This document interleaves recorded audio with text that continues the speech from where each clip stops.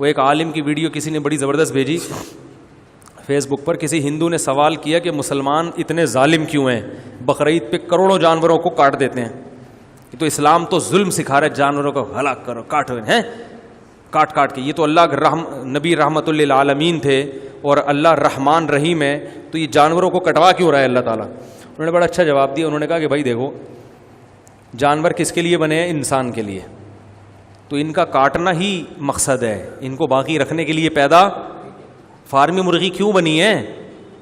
اگر یہ کاٹ کے کھانا چھوڑ دو تو فارمی مرغی کو جو کچھ کھلایا جا رہا ہے اس کی 6 مہینے میں اس کو گن پوائنٹ پہ اتنا بڑا کر دیتے ہیں, تو یہ خدمتیں نہیں ہوں گی نا فارمی مرغی کی. تو انہوں نے کہا یہ سب انسان کے لیے بنے ہیں, انسان کے کھانے کے لیے پینے کے لیے. انہوں نے کہا اگر یہ کاٹنا ظلم ہے تو پھر ان پہ سوار ہونا بھی ظلم ہے, ان کی پرمیشن کے بغیر.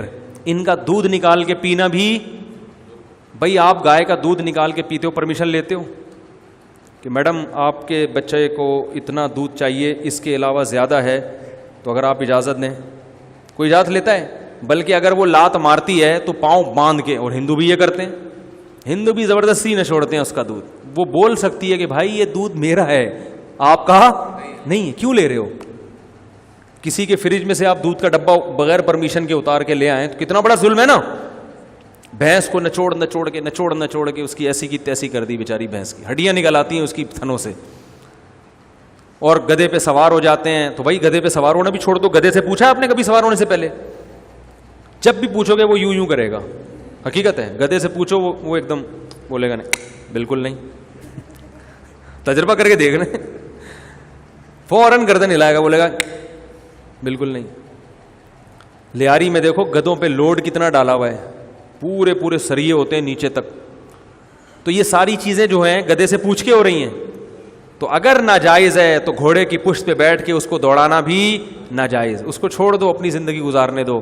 تو اتنے سارے کام تو بھائی آپ بھی کر رہے ہو, تو اگر ہم نے کاٹ کے کھا لیا تو کیا ہے؟ تو ظلم.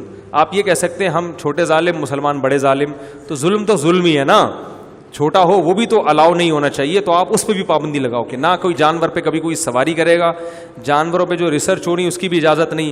جو ویکسینیشن اجازت ہوتی پہلے کتوں پہ تجربہ کیا جاتا ہے, 25-30 کتے مرتے ہیں, پھر دیکھتے ہیں کہ اب اس میں تبدیلی کرتے کرتے اب نہیں مر رہے, تو پھر انسان پہ تجربہ کرتے ہیں. تو وہ 25-30 وہ کتے کہیں گے ہمیں کس کی مینٹ چڑھا رہے ہو بھائی, یہ کیا کتا پن ہے؟ وہ کہیں گے نا کتے ہمیں, حرکتیں تمہاری کتوں جیسی ہیں, جو ٹیکہ ایجاد کرتے ہو پہلے ہم پہ تجربہ کرتے ہو. تو ہم یہی کہیں گے بھائی یہ سب کس کے لیے ہے؟ انسان کے لیے بنا ہے. تو اتنا پروٹوکول اللہ نے انسان کو دیا. تو خدا کی قسم انسان کا مقصد نائٹ کلب نہیں ہے, شراب کباب نہیں ہے, لڑکیوں سے دوستیاں, عیاشی, لائف کو انجوائے کرنا, یہ نہیں ہے. کائنات کا بادشاہ ایسی بیکار مخلوق کے لیے ساری کائنات اس کے لیے مسخر کبھی بھی نہیں کرے گا کہ جو زنا کرتی ہو, جو شرابیں پیتی ہو, جو بس انجوائے کرنا چاہتے, کوئی مقصد ہی نہ ہو سامنے.